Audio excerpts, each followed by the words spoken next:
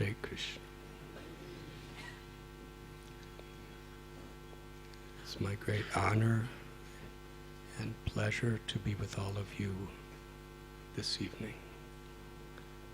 Thank you for coming. Time is so precious. Every moment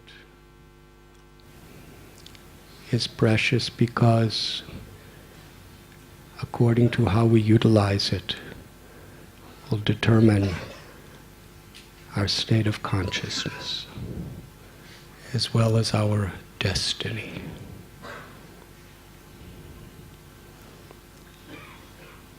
Moment to moment choices. You see, spirituality is not just about making a decision.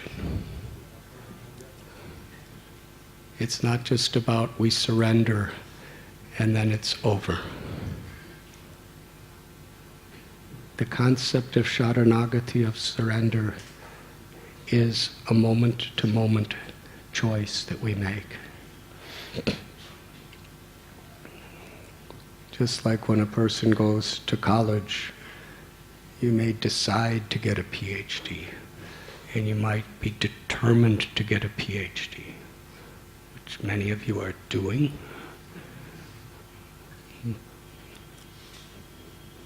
But the PhD only comes when you apply that determination moment by moment by moment over the years.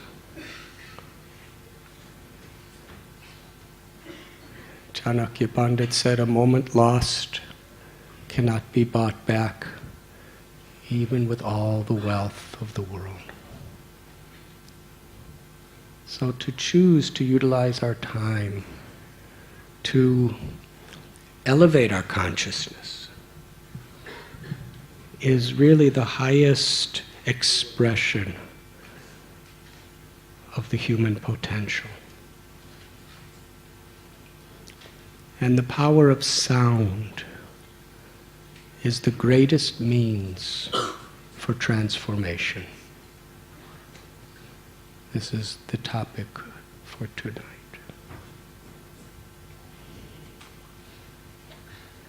What we choose to tune our consciousness into through sound is very much what our experience of life will be, of what we will become.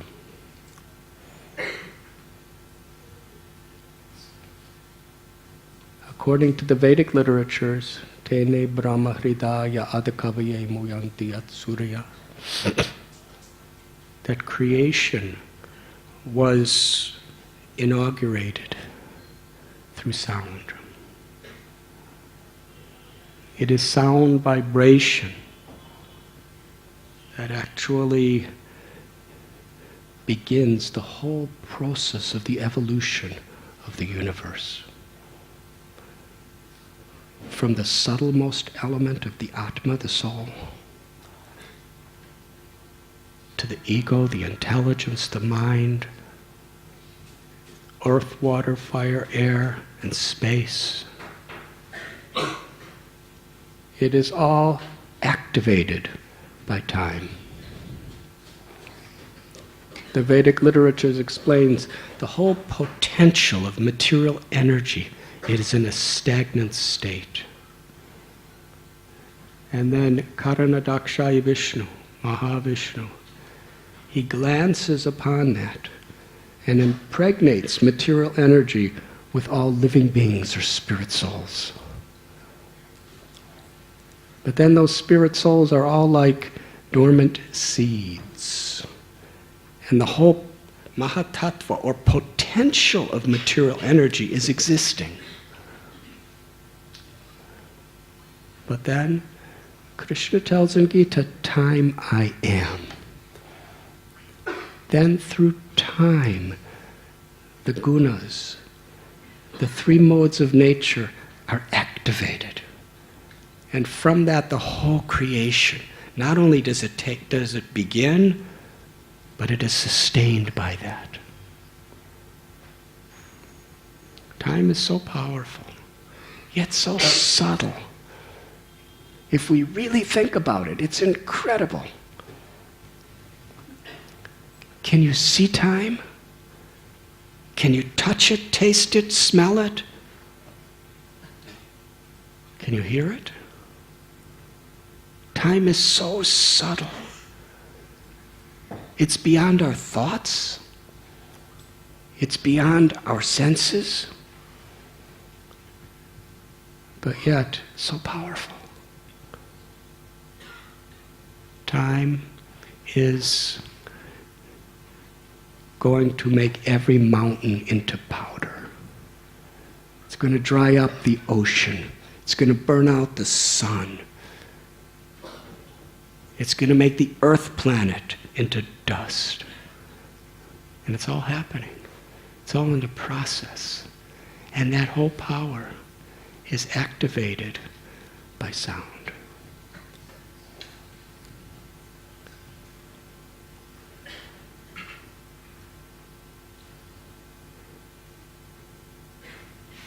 In this world, even in a very physical perception, we can see the power of just sound. A high-pitched sound could make a glass break. A sonic boom could crack walls. And one little gunshot could create a massive avalanche. Sound has such power of how it influences material energy. From a healing perspective, ultrasound, through sound, medical technology could see tumors within your body. Through sound, can dissolve kidney stones within your body. Through sound, the glass can be disrupted by cellular phones.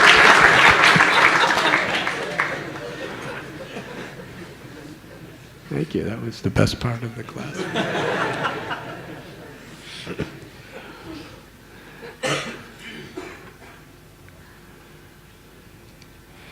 And on a subtler level, how sound affects the mind.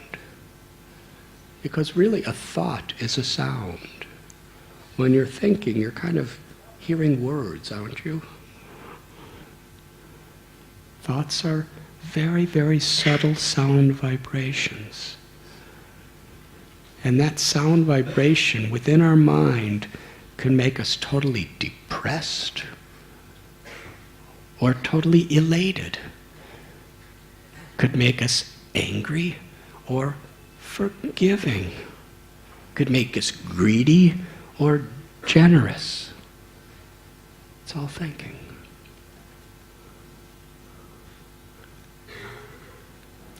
In the world today, so much of how individually and collectively we are affected is through sound. Education. We're reading books. When we read, it's a sound that's going in our mind with each word. When we're hearing classes, professors or teachers are nourishing us.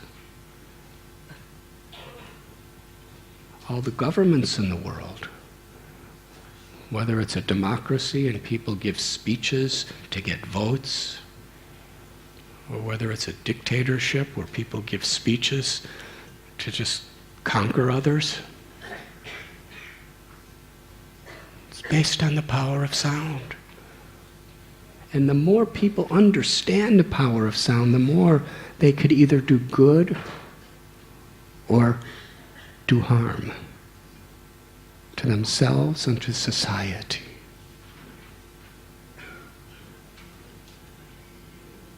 Knowledge is power. If we misuse it, it could have terrible effects. If we use it properly, it could be very beneficial. Music. how music affects people's minds, how it affects the society to think in common ways, and oftentimes how it affects our heart. Music has such a power to awaken various emotions. Some music, when it's singing about the injustices taking place, it makes us angry and ready to revolt and even lay down our lives for a higher cause, whether it's speeches, music. Other music makes us really passionate, sexually passionate. Other music makes us very peaceful. Other music makes us cry. Sound is so powerful of how it affects our lives. And all of the great saints throughout all the great traditions of the world have told us that the most direct way of transforming our consciousness to the spiritual platform is through the power of sound. In the Bhagavad Gita, Arjuna was playing the role of everyone within this world. We think we know things, but then situations happen that are beyond our control, and we understand that I really don't know much of anything.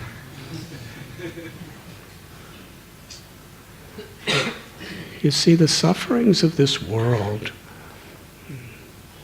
they have, if we are intelligent, they humble us so that we really take shelter of a higher power. But if we're not so intelligent, then the sufferings in this world just make us more arrogant to just fight against. But the problem is, the powers against us are so beyond any of us. We have to grow old, we have to get diseased, and we have to die. And so many things happen in between.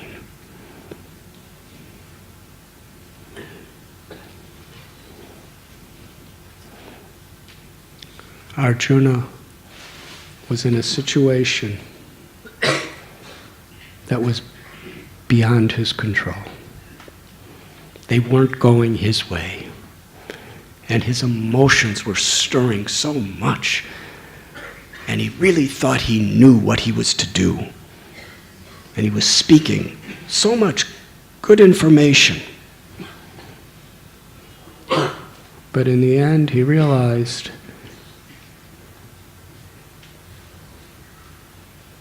it wasn't enough.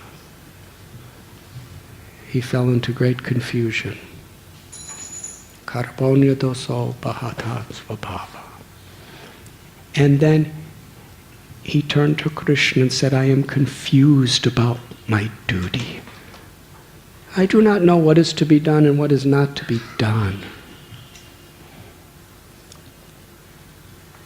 I've lost my composure. Please instruct me.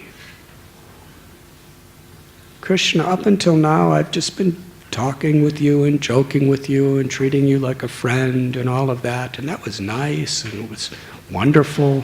But now I'm really in an emergency situation and I need your help. Now I'm your disciple, you're my guru, please help me. And it wasn't until Arjuna, his heart was really open, that Krishna spoke.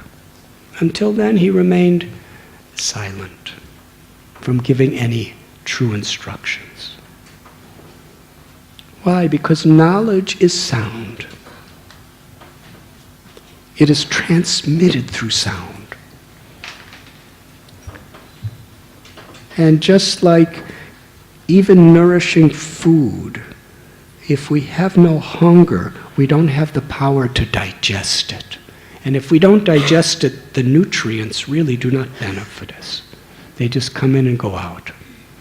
Yes, with food they come in through our mouth and they go out from another part.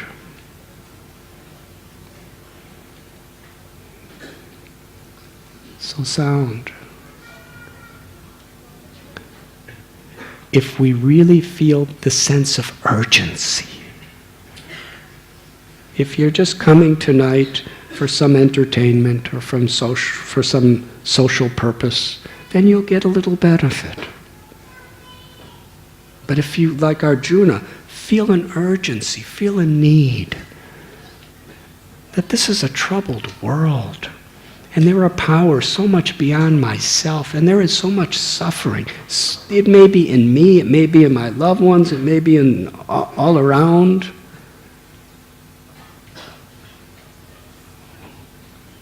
Unless we really ask these questions and have a need to discover the answers.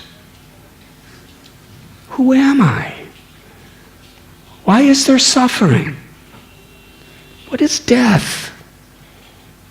Who is God? What is my relationship? What is my real relationship with the environment, material nature? What is my relationship with other people? When we feel that there's an urgency to understand these things, there's a hunger of the heart. Then when we receive the power of the sound of transcendental knowledge, it comes in our ear, but it doesn't go out the other ear. It comes into our heart.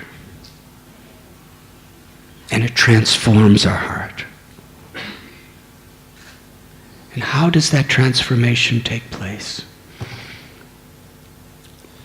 Through hearing the power of the sound of Krishna's message in Bhagavad Gita, Arjuna, he was transformed from being a very, very confused, lost soul who was really suffering into a person who was totally courageous, who had an ultimate divine purpose to achieve. And that purpose was love. That purpose was compassion. That purpose was to be an instrument of Krishna's grace.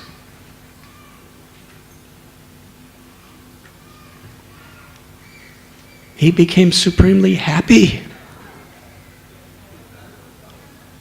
because he no longer had an ego, a false ego.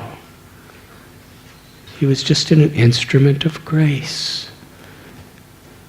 He was no longer debilitated by thinking, I can do this and I can't do that. Ahankara vimuda. Now he was thinking, let Krishna do it through me. Through love. That was the transformation. And that is the opportunity that everyone has.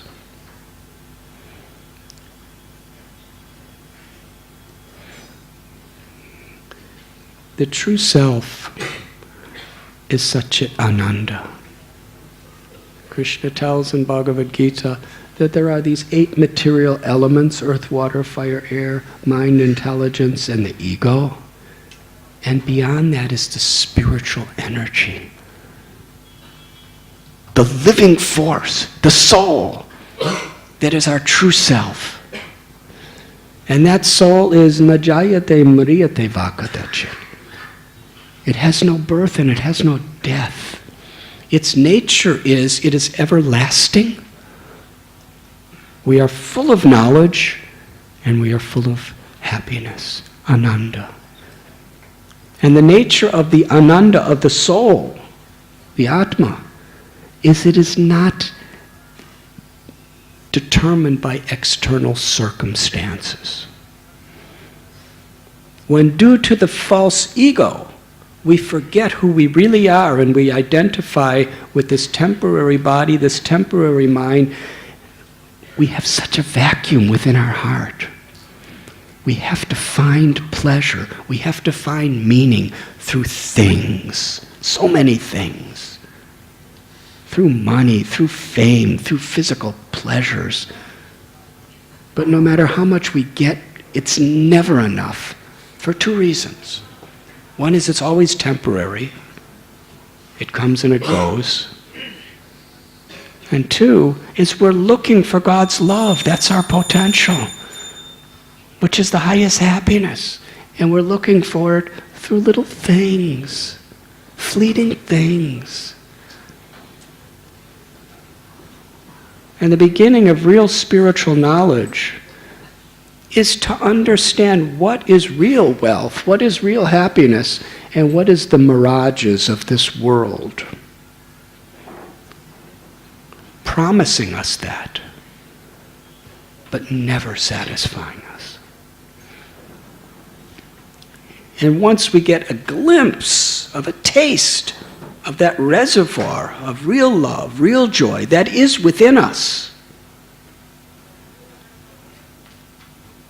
we don't want to just enjoy it, because that's not the way love is. When we love God, when we love Krishna, we love everyone, and we want to share it. Not in an arrogant, sectarian way, but with real compassion, with real concern. That state of consciousness is what every living being is looking for. Nitya Siddha Krishna Prema Sadhya Kabunoi Sravanadi Sudhichiti Kodiyayudoi. Sri Chaitanya Mahaprabhu has told us that this love for Krishna is within the heart of every living being. And by associating with saintly people and chanting God's holy names, this divine sound, that love is awakened. An example. The sun shines in the sky. It shines on trees. Little seeds become trees. And the energy of the sun remains within that tree. Becomes wood. Wood is not fire, but fire, the fire of the sun, is within that wood. And when you put fire on wood, it actually awakens the fire element within the wood. So in the same way, it is our nature, Satchit Ananda, to enjoy experiencing Krishna's infinite love and being an instrument of that love. When we experience Krishna's love, we become so humbled and so grateful. It completely purifies us. And then we offer our love back to Krishna and to all beings. When we associate with people who love God, it's like putting fire to wood. Even though we can't even see our love for God, we can't see that ecstatic peace, especially when there's a stormy day in our mind and we're anxiety and we're depressed and we're frustrated and we're envious and we're just longing for all kinds of things that are not at all favorable to us. It's like wood. But when we associate with the power of sound, it awakens that divinity, that spiritual potential, that bhakti within us. Chaitanya Mahaprabhu said, Sadhu Sangha Sarva Sastra Hoy, Lavamatra Sadhu Sangha Sarva Siddhi Hoy. That even a moment's association with a sadhu, a saintly person, can transform our life. And what is that association, satsang? It's hearing. When we come before a saintly person, we hear. This is a principle.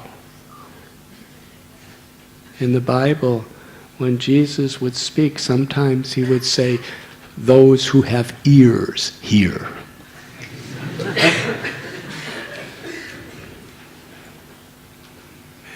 And whatever we see in Christianity is based on his words. Not only his words, but his life. And how do we know about his life? By other people writing it down. That's sound. Krishna spoke the Bhagavad Gita. Those are his words. And his life was such a transcendental inspiration. Vyasadeva wrote down his life in Srimad Bhagavatam. That's the power of sound. And when we associate with people who love God, they will speak God's message. This is the principle of parampara, or disciplic succession. Tene Brahma Hridaya Adakavye. Krishna spoke to Brahma. He just spoke a little. But that little that he spoke awakened so much from within him, his potential to know God, to love God. And through sound, he created the material, physical, subtle universe. But through sound, he informed us forever what the whole purpose of the universe is. Because the universe is a very complex machine. Wouldn't you say? The sun is rising and the moon is waxing and waning, and the oceans and the rain and the clouds and the earth. And who could create a machine like the universe? It's unbelievable. Things are so big. There's Himalayan mountains. How big is the sun? It's immense. 1,000,000 times bigger than the earth, I think. It's gigantic. So big. But yet, even though those such enormous planets, mountains, oceans, everything's composed of particles that are so tiny, they're inconceivably small. Molecules, atoms, neutrons, electrons. And then there's energies in between those. Nobody could see them. We just could see some things, and by the way those things are moving or affected, we can understand there's something subtler making it do that, and then we have to speculate so many ways. It's inconceivable. Bigger than the biggest, smaller than the smallest, everywhere.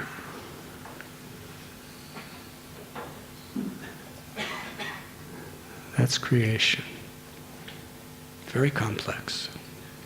This human body, so complex. Every time medical scientists cure one disease, some other one comes. We have to keep trying to cure them, but it's the nature of the world. Every time we create peace after a war, I think after World War I it was called the war that ends all wars. But then a few years later there was World War II. And it was worse. And then after that there was the League of Nations and the United Nations, and we're forming this so that there will be no more wars. There's so many wars. There's always. So that's the way creation is.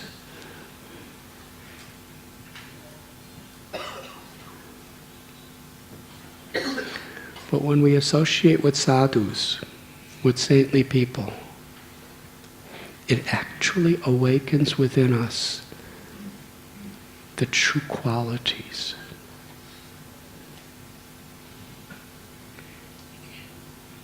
Of the soul.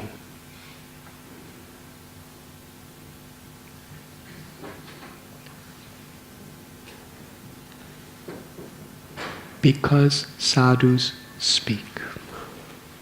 God's message through the disciplic succession has come down through the ages. And in this extremely complicated universe, there's an instruction guide. Whenever there's a very, very sophisticated, complicated machine, there's an instruction guide to teach you how to use it. Otherwise, it will not serve its purpose. I'll give you an example. When one of our brahmachari computer experts come to my room, they're just like, and I'm like, what they know how to do with that computer. And for me, it's like, and every couple of days I have to say, what's happening? And they come and go, because they know how to use it. Yes? They can do thousands of things. I can, with their help, I could send an email.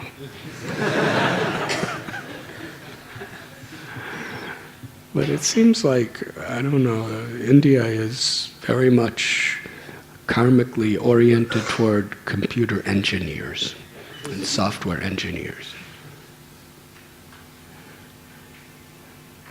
But if you know how to do, you understand how it works. And there's such a potential.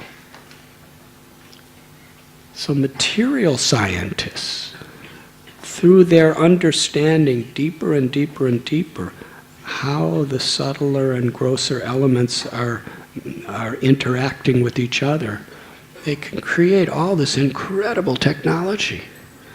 But how are they learning it all? The basis of it is sound. They're learning from each other. They're reading, they're studying, their minds are thinking. It's all sound. But the parampara is the creator. Janmadhyasya yataha, the absolute truth, the supreme Lord.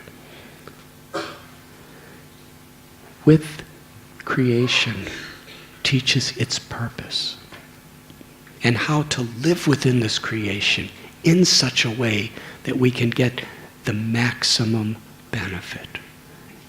And we can give the maximum benefit.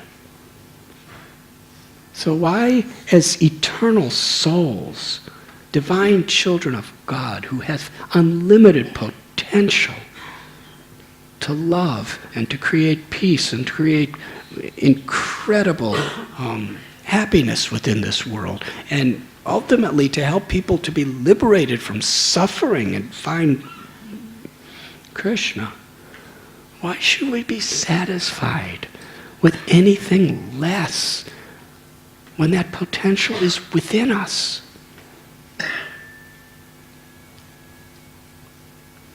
We get so caught up in the whirlwind of mental energy,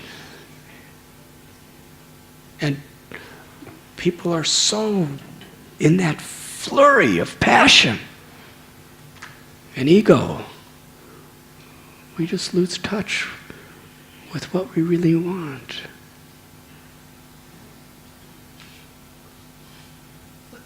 But if we're a little bit objective, in my experience, I've never found anybody who's really objective. Everyone's subjective, because we all see the world according to our own mental condition.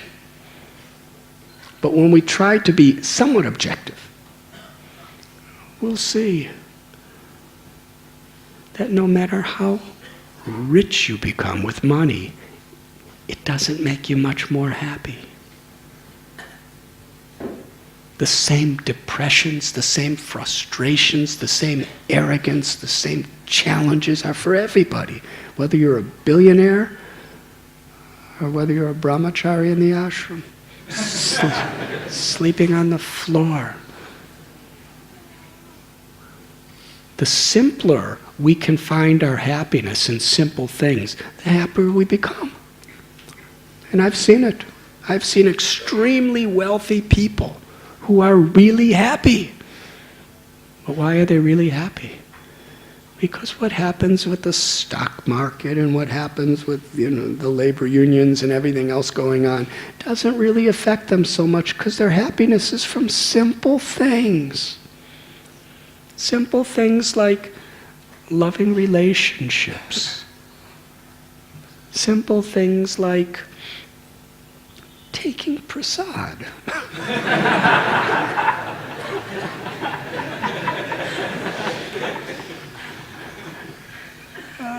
I don't think rich people eat much better than our brahmacharis.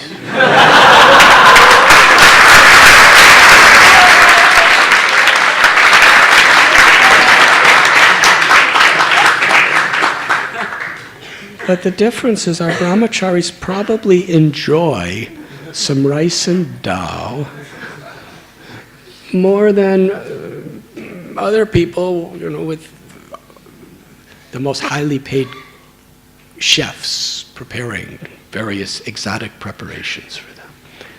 Because the happiness is not in the taste, in your tongue. The happiness is in your state of mind and heart, right? How many of you have been really upset and miserable, and then you eat your favorite thing? Did that make you ecstatic? It's like...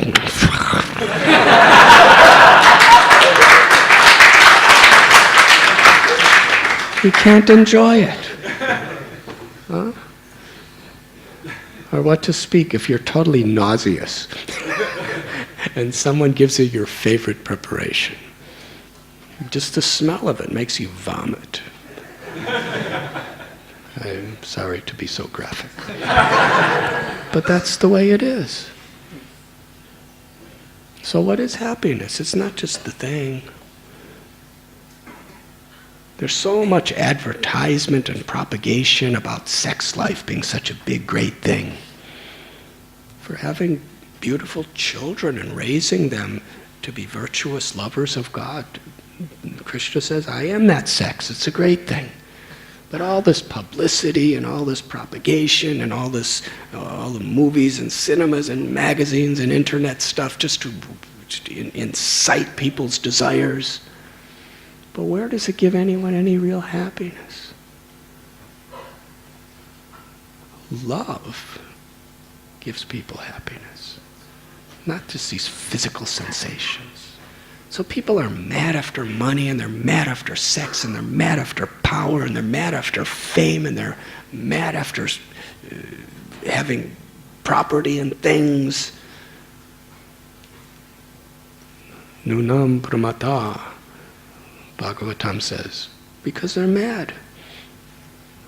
Mad means they've lost connection to their self.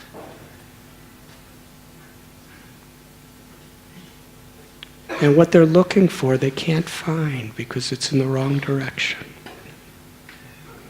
But when we associate with sadhus, with saintly people, whether they're billionaires or millionaires or middle class or lower class or brahmacharis on the floor, that's all a detail. It really doesn't matter. Bhaktivinoda Thakur, he had 10 children. How many of you have 10 children? How many of you want 10 children? Somebody just told me one Swamiji is telling all Hindus to have 10 children. Many different missions in the world. But he actually had 10 children. And he had so many properties. He had a property in Puri, he had a property in Calcutta, he had a property in Godramdweep of Navadweep, he had other properties too. In Odisha, in Bengal. He had a property at Radha Kund and Brajbhumi Vrindavan. But he was really happy. He was a magistrate in the British court system. He was a wealthy person with tremendous political power. But he was happy, not with those things. He utilized all those things for the upliftment of others. His happiness was eating a paratha that was offered to Krishna. His happiness was chanting the holy names of the Lord. Hare Krishna, Hare Krishna, Krishna Krishna, Hare Hare, Hare Ram, Ram Ram, Hare Hare. His happiness was in reading Srimad Bhagavatam and in speaking the message of Srimad Bhagavatam according to time, place, and circumstance, and according to people, to elevate them, to bring them closer to Krishna. His happiness was in serving. He wrote, where there's the greatest need, there's the greatest opportunity to serve. He also wrote, the difficulties and pains that I endure in serving you, my Lord, are the greatest pleasures to my heart. That's a very simple consciousness. That means his happiness is in what everyone has. The opportunity to hear, to chant, to develop loving friendships with like-minded devotees, and to serve. And in every situation we can serve. Whether it's big service or small service by material sense is not important. What's important is the love in which we serve, the sincerity.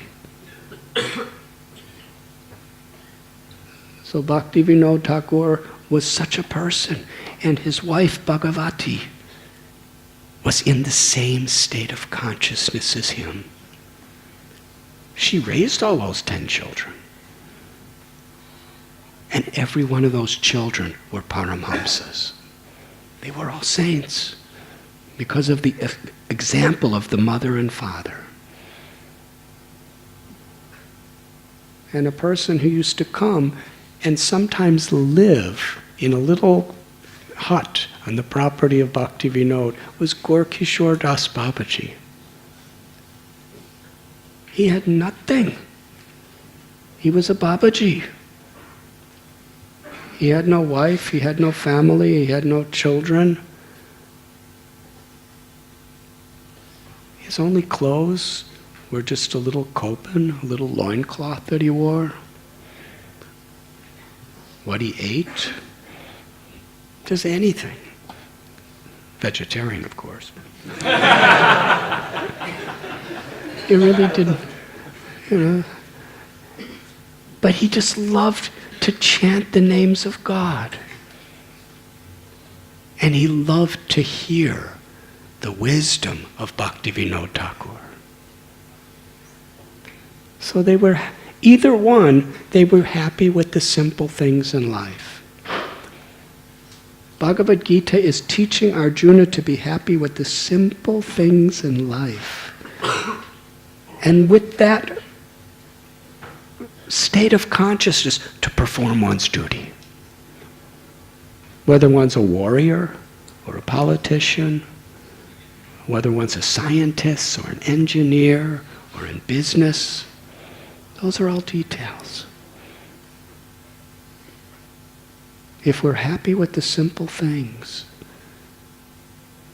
loving devotional service to the Lord, and relationships based on that,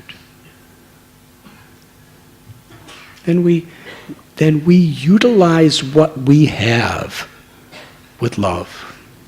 Otherwise, we are exploited by the very things we have because we become so attached to them. And then their condition becomes our whole state of reality. Yes? It's like Srila Prabhupada gave an example. He was driving in a car. Somebody was driving him. And he saw somebody crash into somebody else. It wasn't a bad crash. It was just a scratch. And the person came out of the car and he saw his car was scratched. And he was so angry. He was screaming at the person. He said, "You scratched me!"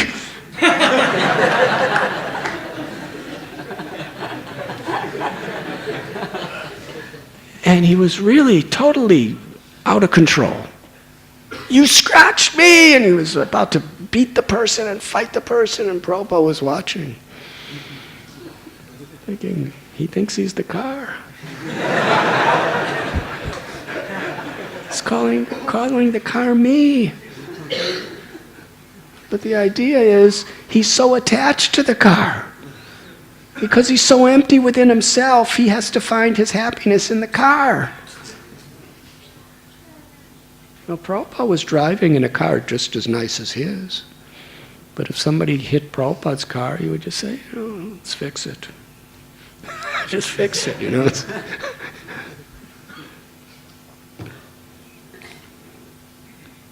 And when Srila Prabhupada was in his last days and his body was emaciated, Bhakti Swarup Damodar Maharaj, who was a great PhD scientist, he came and saw Prabhupada and said, he didn't say anything, but he was really broken-hearted to see his guru in such a physically ill state. And Prabhupada smiled. Prabhupada laughed.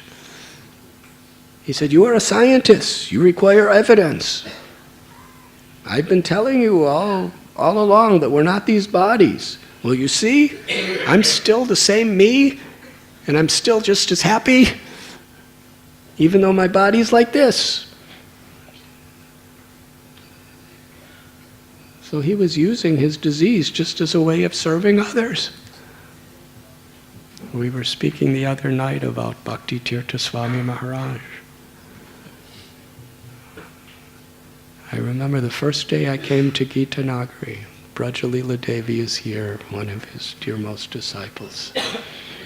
She called me and told me that Bhakti Tirtha Swami only had 3 days more to live, the doctor said.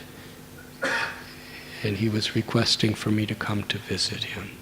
So I immediately, canceled whatever I was supposed to do and came. I was at a festival. There was a couple hundred people. And the main day of the festival, I was supposed to give a lecture in the afternoon. And in the morning I said, "I can't give the lecture this afternoon because I have to go." So the organizer of the festival, he said, "Well, all these people are here, they came so far. Why don't you give a morning talk and then go?" So I said, "Okay." So I gave the morning talk, then I said, "I have to go." And then the organizer came. And about 100 people came. Like 6-hour drive. And there were these people all in his room. And he was talking to them. And I just couldn't believe what I was seeing. It was actually incredible. It was unbelievable. It was astonishing. Would you like to hear? People were totally transformed just by looking at him and by everything he spoke. Pin drop silence. Everyone was weeping with gratitude, receiving the words he was speaking.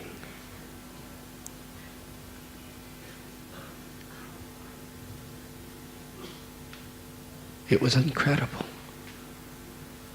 Just to see how a person's simple words could totally affect people's lives. Everyone in the room.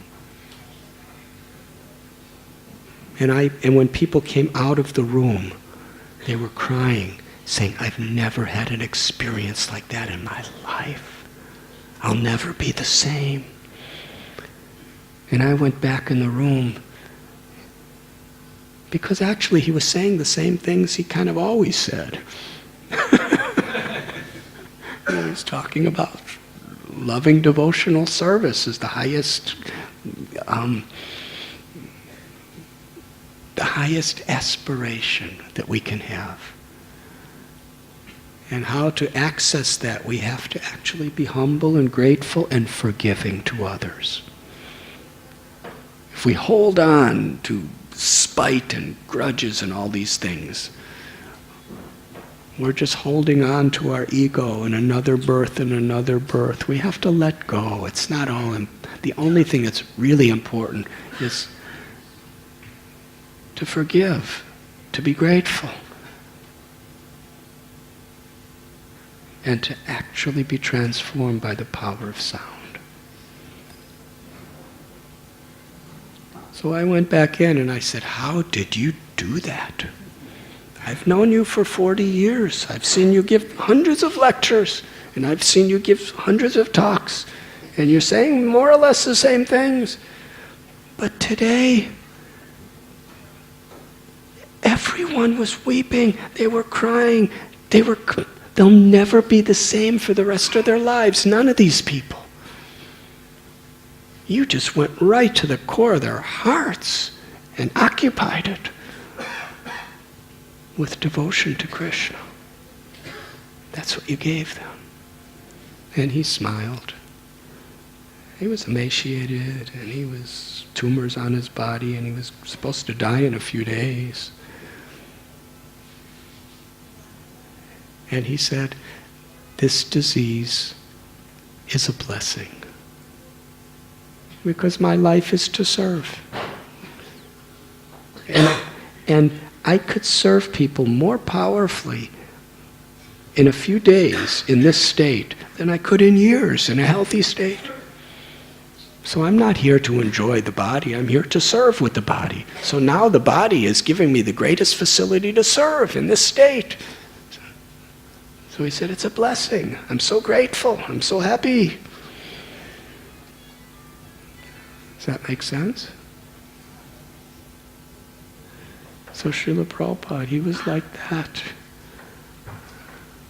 He was teaching that simple things, seva is the pleasure for the heart. And we could perform seva in any situation. And when we associate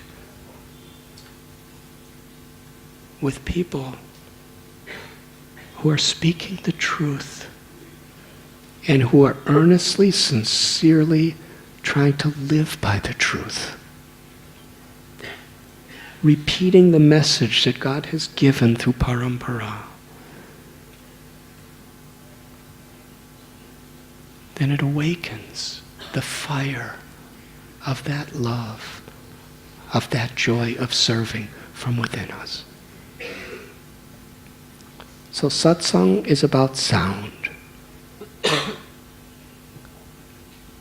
Srimad Bhagavatam tells one of the effects of Kali, or illusion, this age, is that people go to holy places to bathe in the rivers, but they do not hear from the self-realized saintly persons who are there.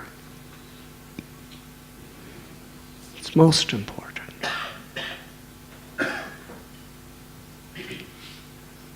What we hear and who we hear from can make us completely illusioned or completely enlightened. Can make us a terrorist or can make us a compassionate instrument of God's love. That is satsang. To hear from the saints, from the sadhus.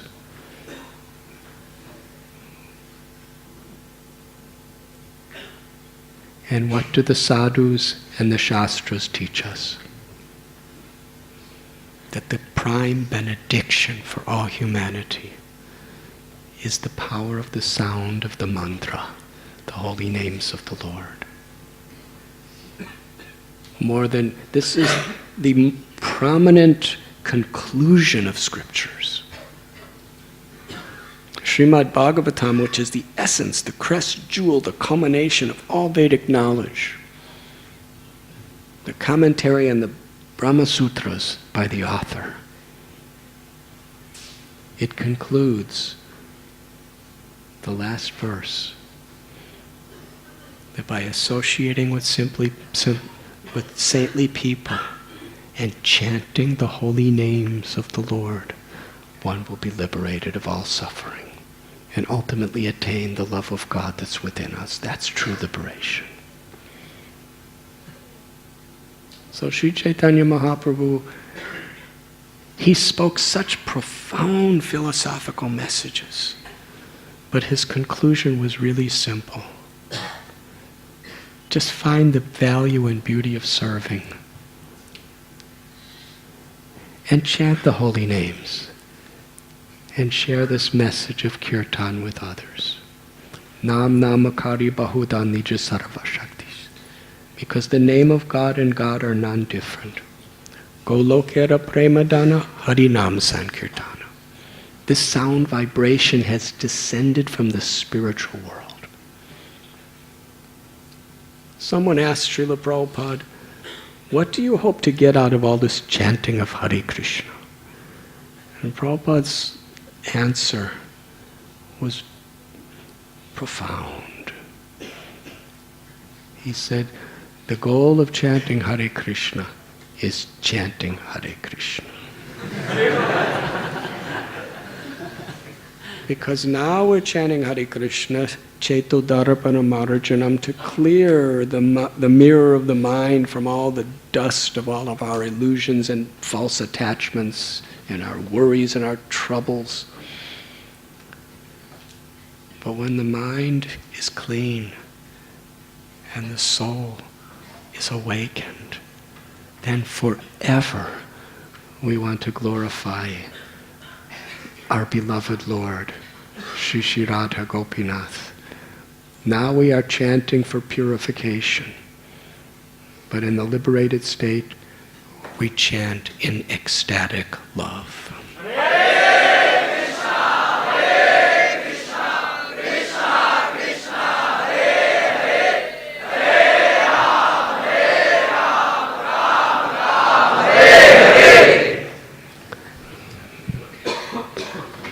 That is the power of sound.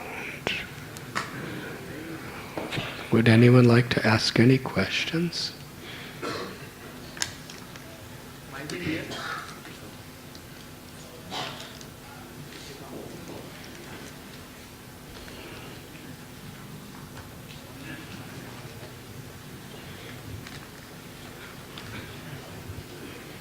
Baladev Prabhu, you can choose who's going to ask the questions.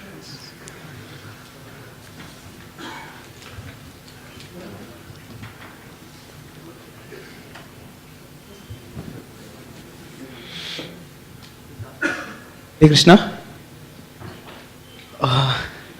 Can you stand up? Because I don't know where the power of sound. When it comes to microphones and sound systems, we don't know who's speaking.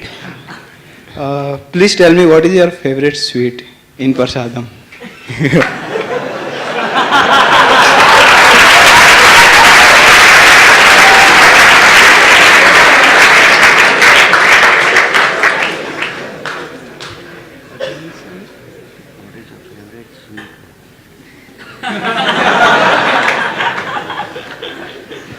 My favorite sweet?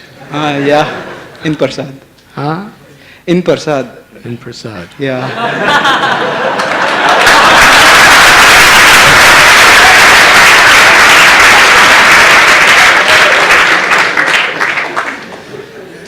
This is a very philosophical question.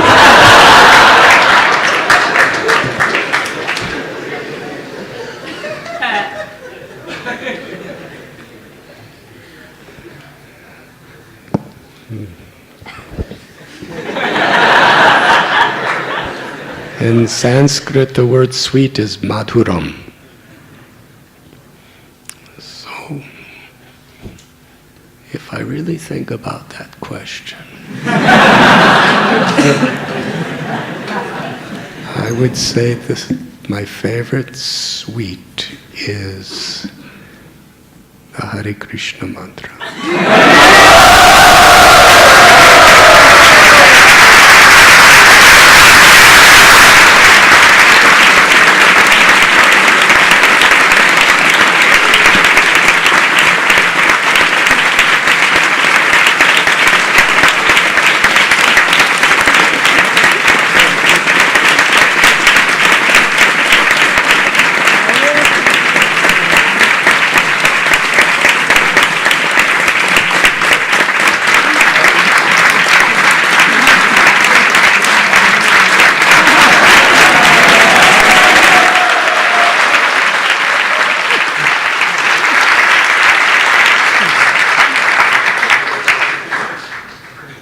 It's the most sweet of all sweets. Because it gives the greatest flavor to the heart. And it doesn't give high blood sugar.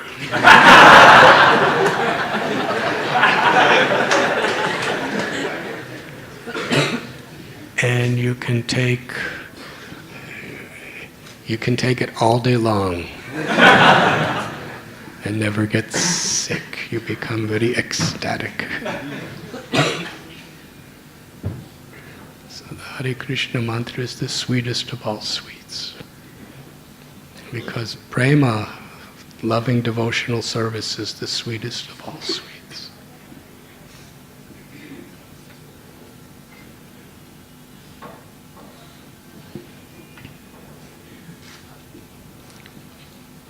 But I also like halava.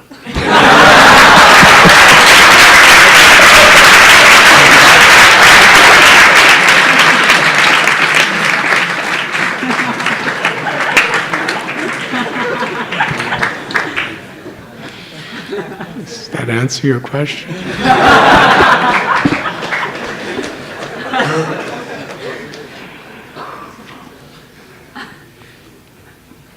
Those who want to ask question can just raise their hands.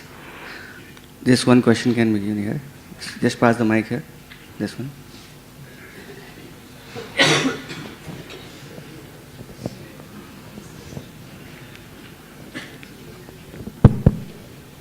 Hare Krishna Maharaj. Maharaj, you have always emphasized the relationship between devotees and the loving exchanges between the devotees. So, Maharaj, can you explain who exactly is a devotee? What is the definition of a devotee?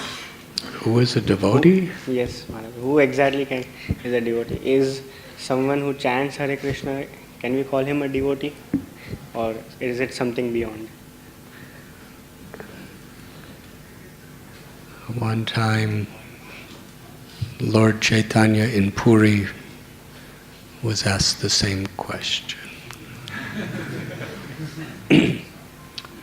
There were a group of Vaishnavas, devotees from Kulinagram.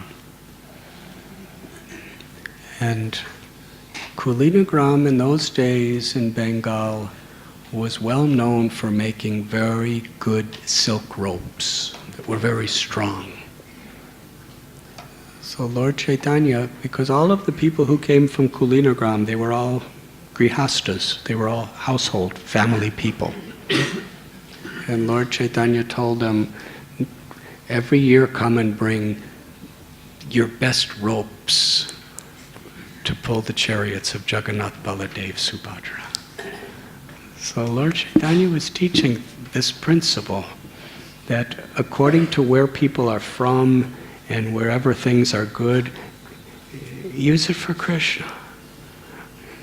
Yukta Vairagya. This place is known for good ropes. That's wonderful. You all know how to make good ropes. Don't renounce it. Make them for Jagannath.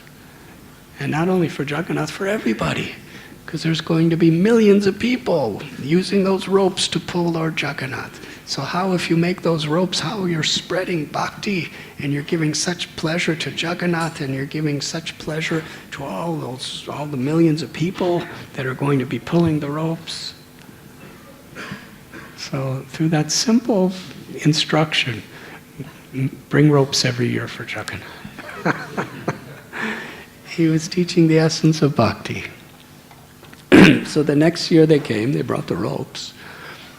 And one of the devotees asked that we are families. We have our wives and our husbands and our children and our jobs. And how can a family person like us, how can we become Krishna conscious? How can we develop love for Krishna? And Lord Chaitanya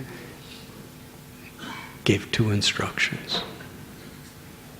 He said, just chant the holy names of Krishna and serve the Vaishnavas. Serving Vaishnavas means hearing from them and then applying what we hear. Hearing from Vaishnavas, enlightening Vaishnavas, and any other type of service. And service is with care, with concern for the body, mind, and soul.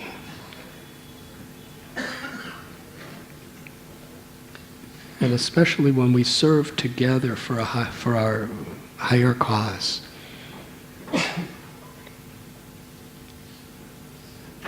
So they asked a question, how do we know who's a real Vaishnava? And Lord Chaitanya said,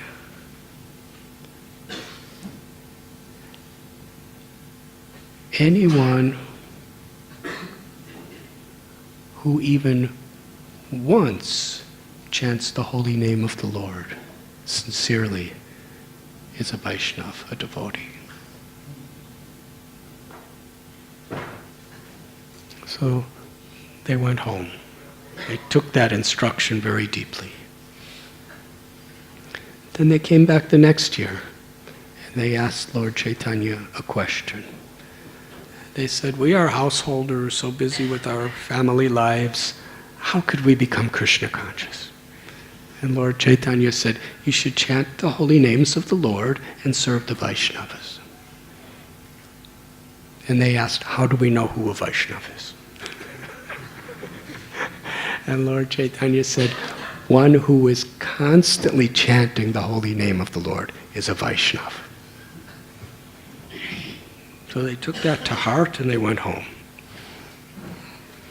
The next year, they came back. They said, how do we as fallen householders become Krishna conscious? How do we love Krishna? And he said, you should chant the holy names and serve the Vaishnavas. And they asked, how do we know who's a Vaishnava?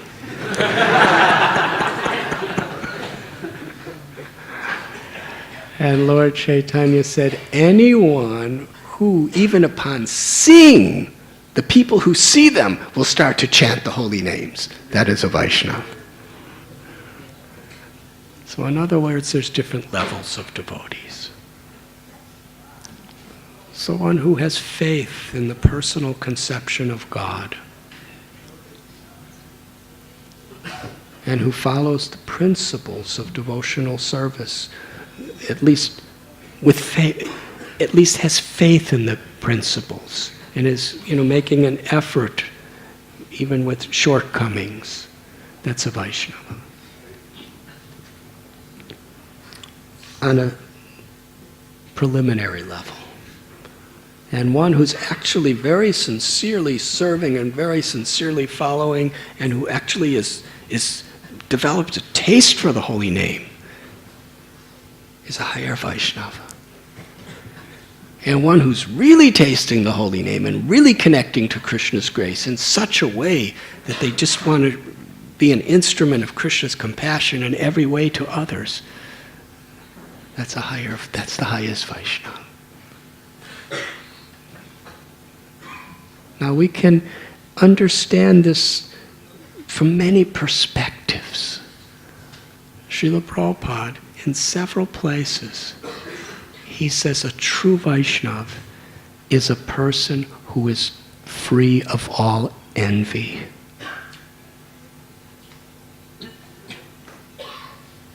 Now we can understand, in a preliminary state, people could be Vaishnavas, but the Srimad Bhagavatam also tells that there are devotees in the mode of ignorance, devotees in the mode of passion, devotees in the mode of goodness, and devotees in the transcendental state.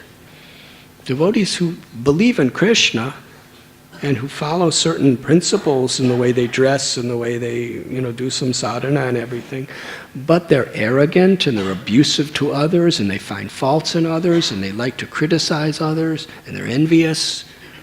They're devotees, but in the mode of ignorance.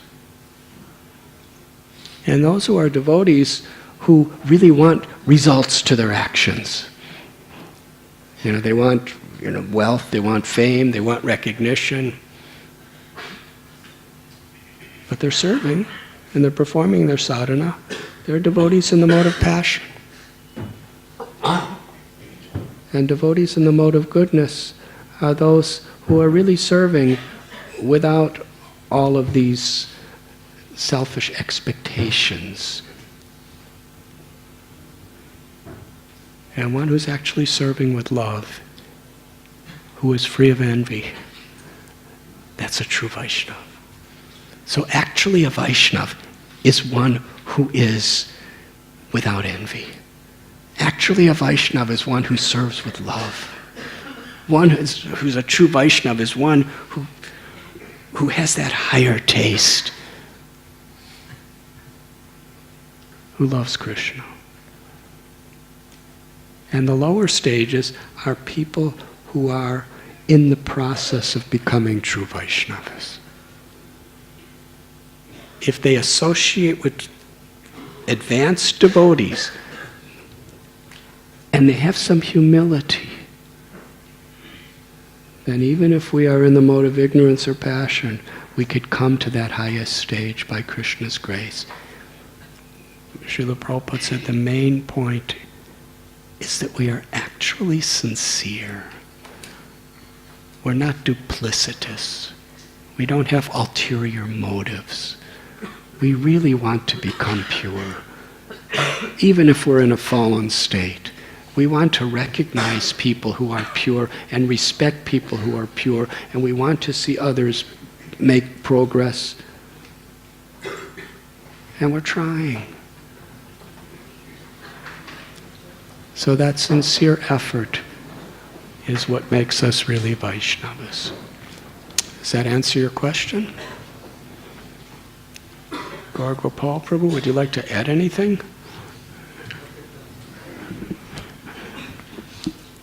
Yes, one question that side, the red shirt.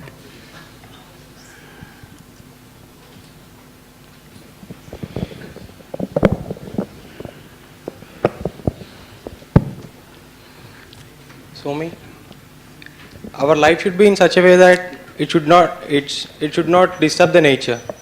Say again? Our life should be in such a way that it should not disturb the nature. Disturb the nature. Yeah. If that is true, I will proceed. If I look into the world and contemplate for a while, I can conclude that only animals are the things which are not disturbing the nature. And this slowly. Only animals don't disturb the nature. Yeah, only animals are not disturbing the nature. Every human is disturbing the nature. The very beginning thought as a human will start disturbing the nature. Like as a human, I start to wearing clothes. The wearing clothes itself somehow disturbs the nature. I start cultivating the land. That disturbs the nature. And eventually it goes on. Eventually it becomes, I start doing engineering. That disturbs the nature. Yes, it is. Yes, it is. So, actually, if we stick to our first statement that we are not supposed to disturb the nature, then I should start living like an animal. And what animals do, and one more thing what I have found is, animals do follow their instinct, like what they do, what they wanted to do. And they don't really try to control themselves. like how we are doing now. They don't need any temple, they don't need any guru, and they need nothing. They live happily out there. Then why we need all these things? If you are living in that way, why we need this temple? Why I wear this shirt? Why I do my engineering? Why I need to study everything? Why all this nonsense around me?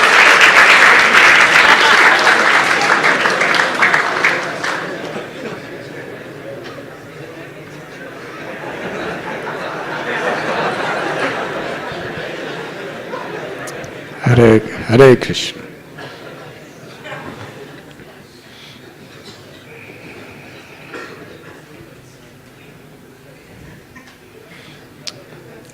Actually, human life, atato brahma jigyasa. Human life is the opportunity to realize we're the eternal soul, we're not this body, and to awaken our love for God. Yes? That is the specific purpose of human life. Animals are very natural. They're eating, they're sleeping, they're mating, they're fending, and like that. And they should be honored and respected for what they do. But a human being is meant to go beyond just eating, sleeping, mating, and defending. Because with the consciousness and the intelligence that a human being has, to understand what is beyond birth, what is beyond death, which animals can't do. When we use that power to just act like animals, then we pollute the world. It's not humans that pollute the world. It's humans who give up their human purpose to live like animals.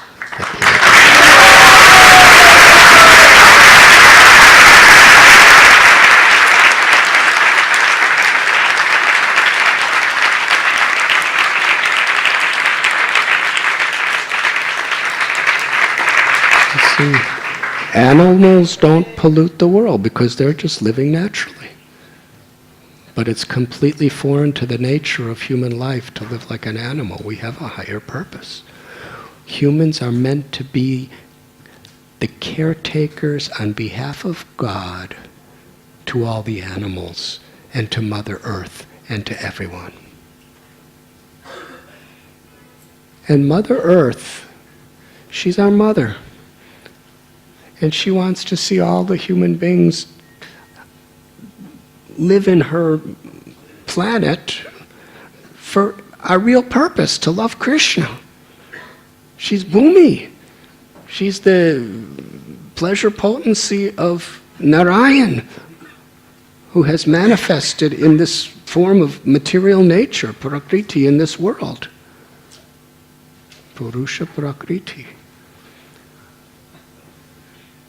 So if we have a higher purpose, and we're actually living simple living, high thinking, as Srila Prabhupada and our acharyas taught, then even if we make clothes,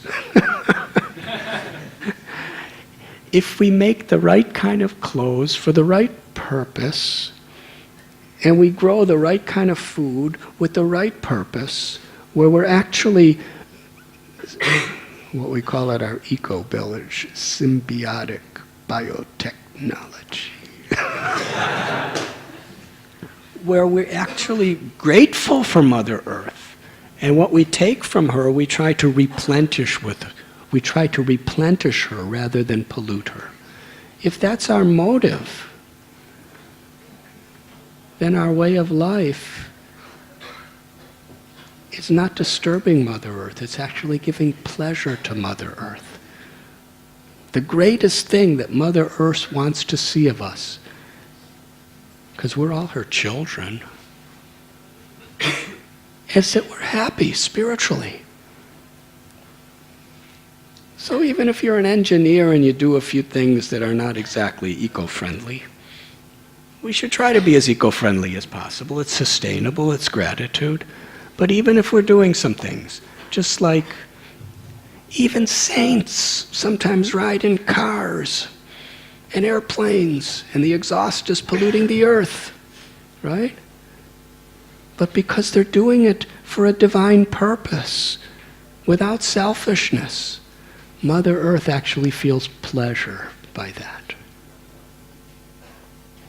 Just like you may have a mother, and if you get sick, it disturbs her, but she loves you. If you're trying to get better, if you're trying to do well. So if we actually take our human life seriously and try to live in harmony, then even the little pollution things are pleasing to Mother Earth. But actually, as much as possible, we should live in harmony with the environment. That's an expression of our love for God, for Krishna. Does that answer your question? So please keep your clothes on.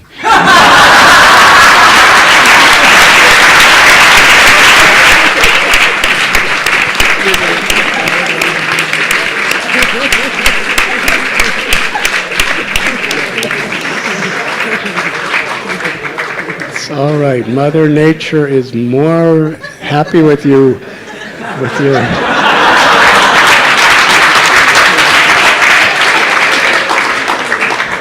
your natural clothes on than if you started running around without in Mumbai.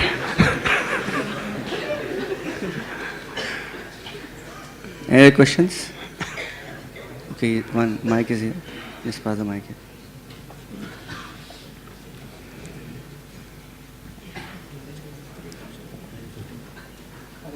Hare Krishna. Maharaj, as we have been told, Maha Mantra is the highest of all sound vibrations. But mostly, some of the time, what happens is that when we are in our locality or we are in our home, some of our relatives plays Bollywood or Hollywood sound. So, we were accustomed to that sound previously. So we started chanting Maha Mantra in that particular tone. So is it is that that will give same benefit as we chant from?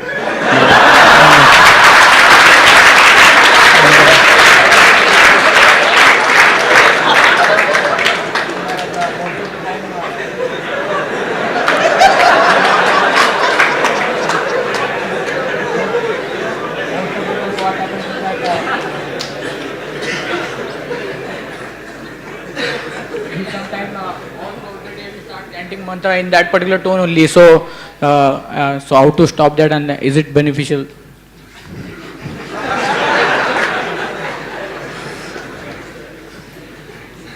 You are really an amazing crowd.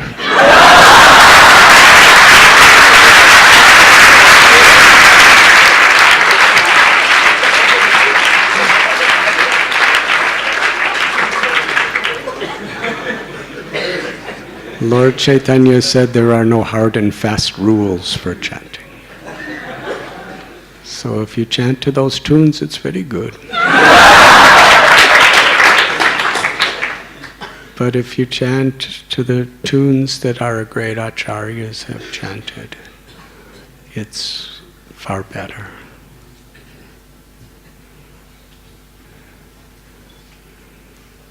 Any way we chant, if it's with sincere heart, whatever tune, it's very nice.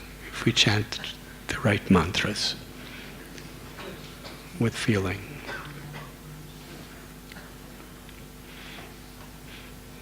But when we chant following in the footsteps of the great acharyas, that really connects us in a much deeper way as we chant.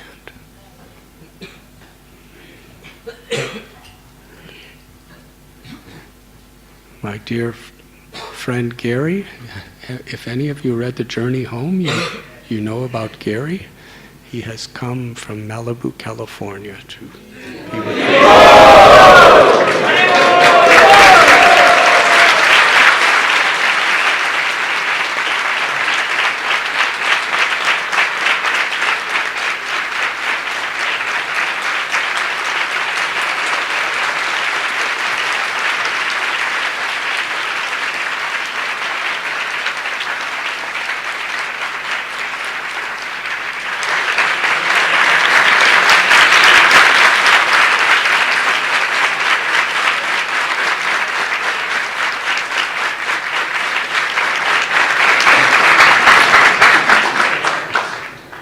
like to say something to these students, Gary?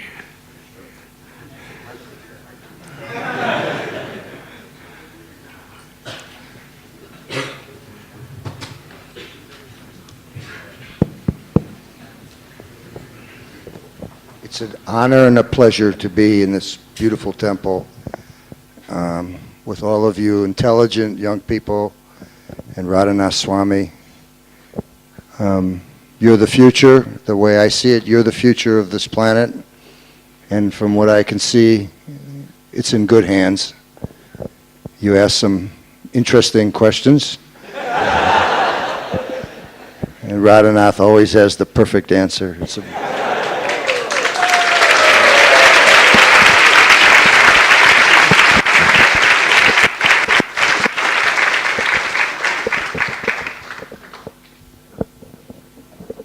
So, I didn't quite get it. How many of you have read Radhanath's book, The Journey Home? Ah, wonderful. I was listening to Radhanath speak about sound, and I once asked Gary's mother. I asked Gary's mother if she liked. She said, "I read the book." I said, "Did you like it?" She said, "How could I not? It's all about my son."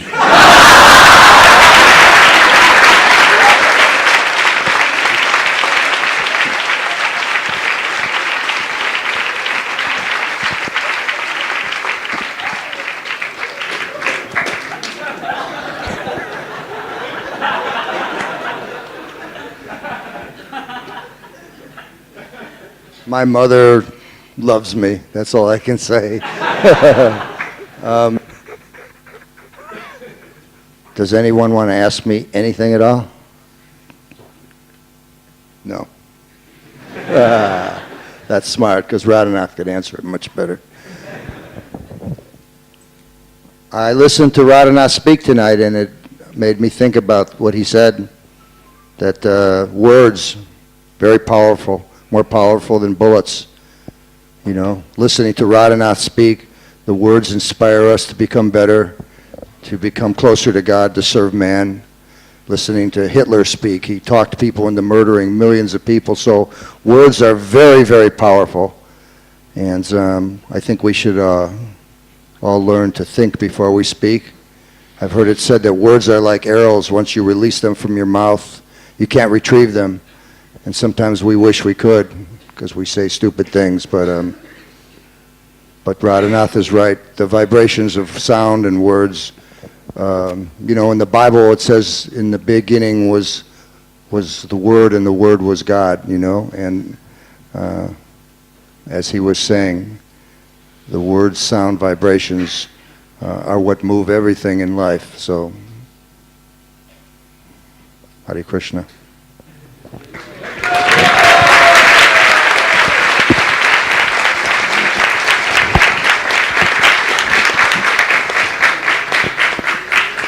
Let us thank His Holiness Radhanath Swami Maharaj for a wonderful inspiration class. We're loudly chanting.